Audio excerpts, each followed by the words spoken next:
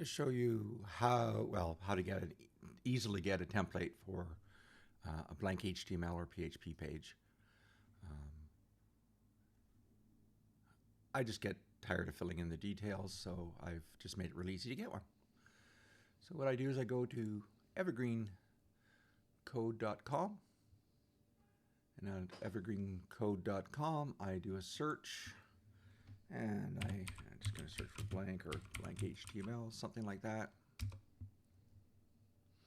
And here we go. We've got a blank template here.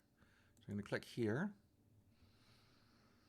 And this provides two different types of templates. One is for HTML or PHP, and the other is for Bootstrap. Bootstrap has the advantage of it makes it very easy to style things and make the web page look really nice. It's also very easy to learn because it has a lot of good examples. So let's first look at an ordinary PHP page. So this template's the same for HTML, which would be a .html or a .php web page. I'm going to use the .php. So I'm going to click copy.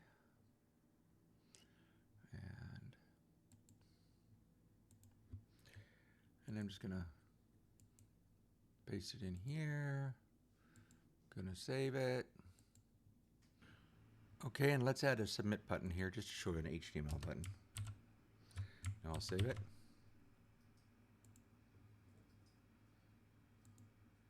And there you go. Basic HTML with a submit button. Now there's another type here. Remember there was a Bootstrap one? Bootstrap allows you to make fancy buttons, lay out your website really nice, that kind of thing.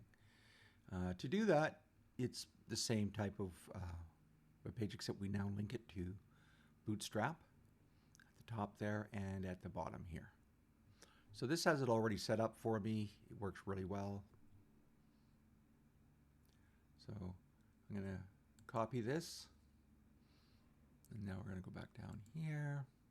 I'm going to blank that out, put in my new code, save it, of course.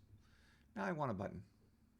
So now this says I can go get Bootstrap here, and I'm just going to type in button.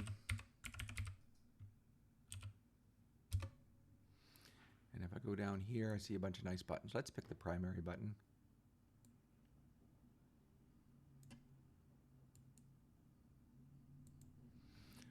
All right. So we'll go here.